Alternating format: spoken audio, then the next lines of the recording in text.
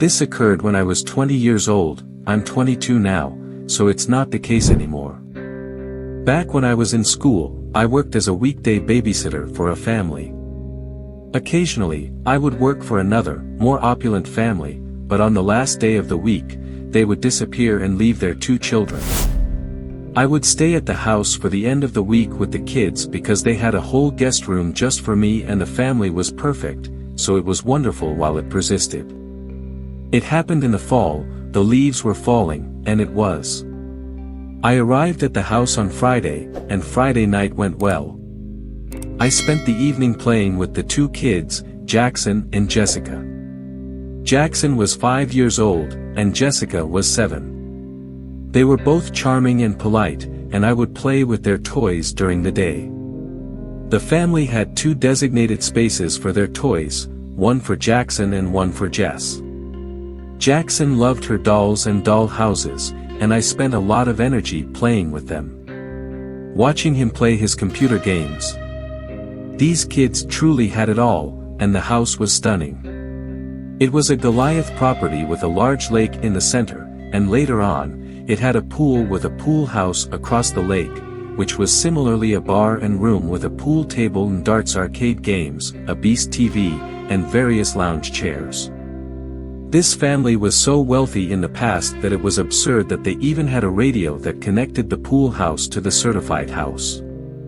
Would ring and you could then talk through it. The pool house similarly had a window overlooking the lake and the house, so after the kids went to bed, I was free to do whatever I wanted. The night was unusual, so I wasn't allowed to have friends over, but that was a rule I respected. I would just FaceTime with my friends and watch movies in the pool house to relax. It was everything, except for a terrible place to spend spare energy.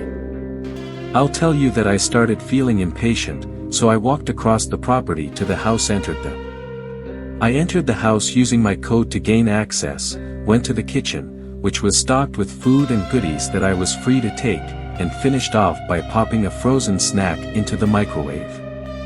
After that, I headed back across the property to the pool house, where I loved spending more time because I could talk on the phone more responsibly and watch TV as loudly as I wanted without disturbing the kids. I was eating in the parlor while watching the movie White Chicks and telling a lot of my friends that I was. I went to press the reaction button after telling my friends about the amazing gig, but the radio beeper gave me a respiratory disappointment. Jessica said, panicked she to hear disturbances. Generally she'd stay unconscious all night long, so I'd have to go wrap her back up. I put down my food and hurried back across the yard to the house, where I entered through a doorway secured with a code once more. When we got off the bus, Jess probably went straight back to her bed. I left her room, closed the door, and walked a few entryways down back to the kitchen to get some wine. As I was looking for a wine opener, I heard the tiniest crack in the wood floor from another room. I froze and looked that way normally, holding on momentarily. I would have preferred not to start mother cherishing myself out now that I didn't need Jessica claiming she's hearing noises. As she was by then back in her bed all scared, I went to animate her and wrap her up so she wouldn't be unnerved anymore. Get to me, thinking it was just a typical house settling disturbance. I was a little frightened now, but I expected to come back, so I went outside, locked the door, and discovered the pool house. I sat down on the parlor seat and continued eating the rest of my food, forgetting to bring the wine I had on, but I was always getting distracted by my phone. Then, that damn radio went off again, making me jump in my seat. I rushed to respond, and when I did, there was a hush on the far side of Jessica. I spoke into the microphone, thinking without a doubt that I heard someone breathing, but all I could hear was Jessica saying something like multiple times every sh. At this point, I was really beginning to feel afraid, so I called my friend Kelsey and told her I accepted. I told her that the young woman I'm minding said she was hearing disturbances, and I heard a ruckus after that. Eventually, someone crushed the radio, so she should hurry here because I'm getting really scared. I was still on the phone with Kelsey, who was encouraging me to stop being nervous. She also sounded like a failure. I was looking through the window to the house the entire time I was on the phone with her, and any credibility that it was one of the kids vanished when a massive figure wandered into frame at one of the passage windows. I yelled and dropped the phone as I was looking at a created man who seemed to see me, and he was looking back at me. I realized that the radio had remained on the entire time. I hung up with Kelsey and called 911, crying and yelling into the radio that doing so allowed us to be. I was essentially yelling all that I had told the police into the radio. When I returned to the window, he was no longer at the window in the house. I was crying uncontrollably and pleading with the 911 manager to get a move on, assuming that nobody really cared.